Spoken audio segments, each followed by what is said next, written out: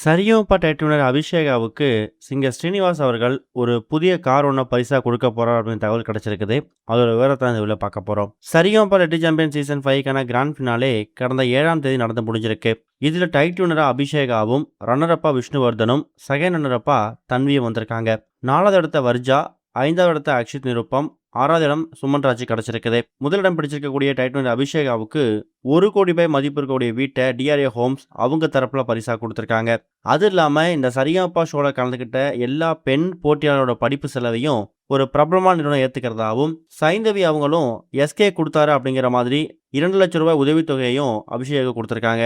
Second place வந்திருக்கக்கூடிய விஷ்ணுவர்தனுக்கு 10 லட்சம் ரூபாய் மதிப்பு இருக்கக்கூடிய பரிசு தொகையும், தேர்ட் பிளேஸ் வந்திருக்கக்கூடிய தன்விக்கு 3 லட்சம் மதிப்பு இருக்கக்கூடிய பரிசு தொகையும் கிடைச்சிருக்குது. இப்படி ஒரு பக்கம் பாராட்டு மழை இருந்தாலும், இன்னொரு பக்கம் அபிஷேகா டைட்டில வின் பண்ணதுக்கு கலவையான விமர்சனங்கள் வந்துட்டு இருக்கு. அதாவது தன்வி தான் டைட்டில் வின் பண்ணியிருக்கணும், இல்லை வர்ஜாவுக்கு கொடுத்துருக்கலாம், சுமன் ராஜ் கொடுத்துருக்கலாம், விஷ்ணுவர்தன் கூட சூப்பராக தான் பாடினாரு, அவருக்கு கொடுத்துருக்கலாம். அபிஷேகாவோட பர்ஃபார்மன்ஸ் மற்றவங்களை கம்பேர் பண்ணும்போது ரொம்ப சுமாராக தான் இருந்துச்சு. இந்த ரிசல்ட்டில் எங்களுக்கு உடன்பாடு இல்லை அப்படிங்கிற மாதிரி நிறைய பேர் அவங்களோட கருத்துக்களோ சோஷியல் மீடியா மூலியமாகவும், சேனல் தரப்பில் போடக்கூடிய அபிஷேகுக்கான அந்த வின்னிங் மூமெண்ட்டோட அந்த போஸ்ட்லையும் சில கமெண்ட்ஸை பதிவு பண்ண ஆரம்பிச்சிருக்காங்க. எது எப்படி இருந்தாலும் மக்களோட தீர்ப்பு முடிவில் தான் இப்போ அபிஷேகா வின்னர் அறிவிக்கப்பட்டிருக்காங்க. இதில் ரொம்ப ஹாப்பியாக இருக்கிறது யார் அப்படின்னு கேட்டிங்கன்னா, ஒன் ஆஃப் த ஜட்ஜாக இருக்கக்கூடிய ஸ்ரீனிவாஸ். இவர் தான் இப்போ ரொம்ப ஹாப்பியாக இருக்காராம். சரிகமப கிராண்ட் ஃபினாலே முடிஞ்சதுக்கு அப்புறமா அபிஷேகாவை பர்சனலாக கூப்பிட்டு, உனக்கு ஃபியூச்சரில் என்ன ஹெல்ப் தேவைப்பட்டாலும் நீ கூப்பிடு, கண்டிப்பாக நான் உனக்கு ஹெல்ப் பண்ணுவேன். அதே மாதிரி உன்னோட படிப்புக்காக இருக்கட்டும், நீ ஏதாவது புதுசாக ஒரு ஆல்பம் சாங் பாட போகிற, இல்லை ஏதாவது பட வாய்ப்பு உன்னை தேடி வருது, அதுக்கு ரெக்கமெண்ட் பண்ணோம் அப்படின்னாலும் தாராளமாக சொல்லு, நான் உனக்கு ஹெல்ப் பண்ணுறேன் அப்படின்னு சொல்லியிருக்காரு. இந்த மாதிரி சுச்சுவேஷனில் அபிஷேகாவோட நீண்ட நாள் ஆசை என்ன அப்படிங்கும் போது, அவங்க சரிகமப மேலே அடிக்கடி சொன்ன விஷயம், எங்கள் அம்மாவையும் எங்கள் அப்பாவையும் ஒரு காரில் உட்கார வச்சு அந்த காரில் நான் கூப்பிட்டு போகணும், இந்த சென்னையை சுற்றி பார்க்கணும் அப்படிங்கிறது என்னோட ஆசை அப்படிங்கிற மாதிரி சொல்லியிருக்காங்க.